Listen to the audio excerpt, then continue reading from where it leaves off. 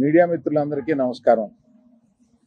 2 రోజులుగా ఇండస్ట్రీలో జరుగుతున్న విషయాలన్నీ మీకు అవగాహనలోనే ఉన్నాయి కాబట్టి వాటి గురించి వివరంగా చెప్పకుండా నేను వాటిలో వచ్చిన కొన్ని విషయాల గురించి నేను ఇక్కడ ప్రస్తావించడానికి మిమ్మల్ని అందరినీ ఆహ్వానించాను. ఇవాళ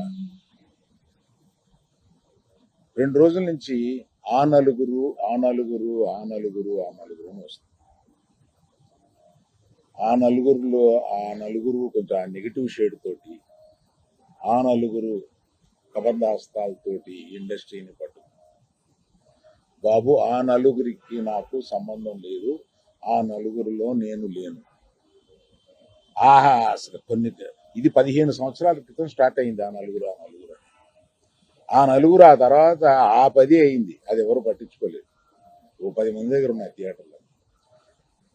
నేను ఆ నలుగురు వ్యాపారంలో నేను బయటకు వచ్చేసాను. నేను లేను. కోవిడ్ ఆ టైంలోనే బయటకు వచ్చేసాను. నాకున్న అంటే ఎగ్జాంపుల్ ఇలా చెప్పొచ్చు అనుకోవచ్చు. తెలంగాణలో నాకు ఒక్క థియేటర్ కూడా లేదు ప్రస్తుతం.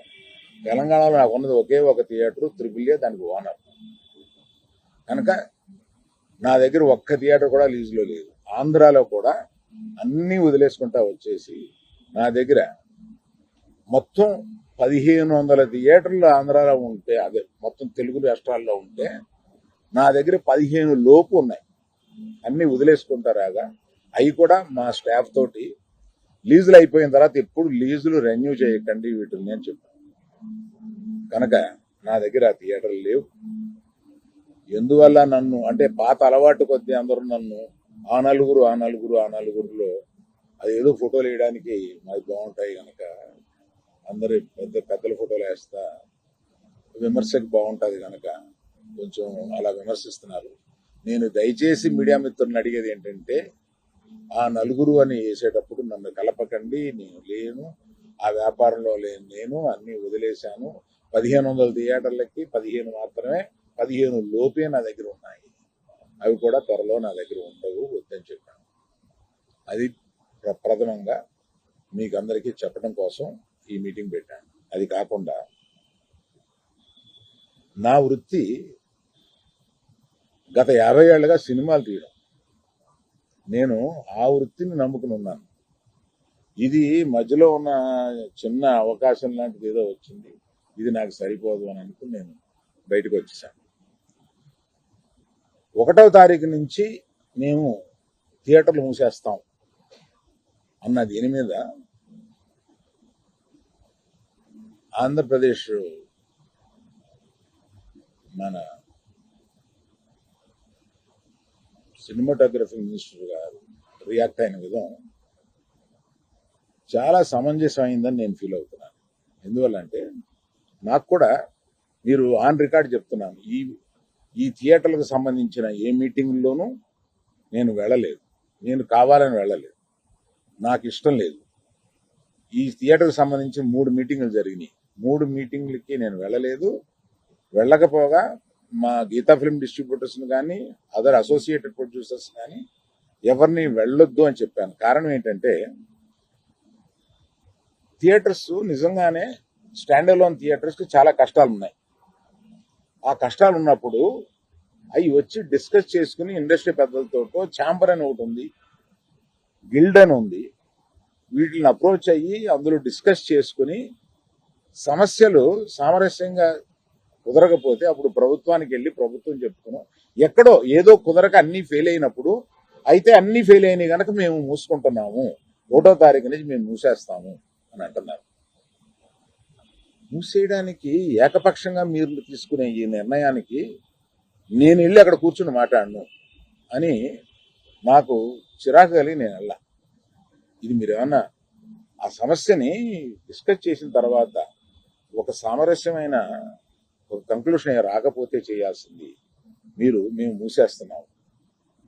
ఏమంటే పవన్ కళ్యాణ్ సినిమా రిలీజ్గా రాబోతుండగా మేము సినిమాలు మూస్తాము అనేది దుస్సాహసం చేయకూడదు. ఆ దుస్సాహసానికి మీరు ముందడుగు వేయకూడదు. అది పెద్దలు కానివ్వండి, చిన్నలు కానివ్వండి చెప్తున్నాను.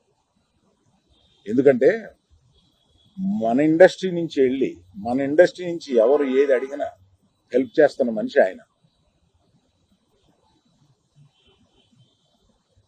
ఆ రోజు మేము అశ్విని దత్ గారి కోసం కొద్దిమంది కలిపి వెళ్ళాం పవన్ కళ్యాణ్ గారిని కలవడానికి.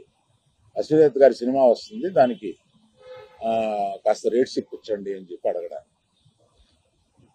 అప్పుడు ఆయన హింట్ చేశారు, చంద్రబాబు నాయుడు గారిని కలిశారా మీరు, ఛాంబర్ తరపున వచ్చి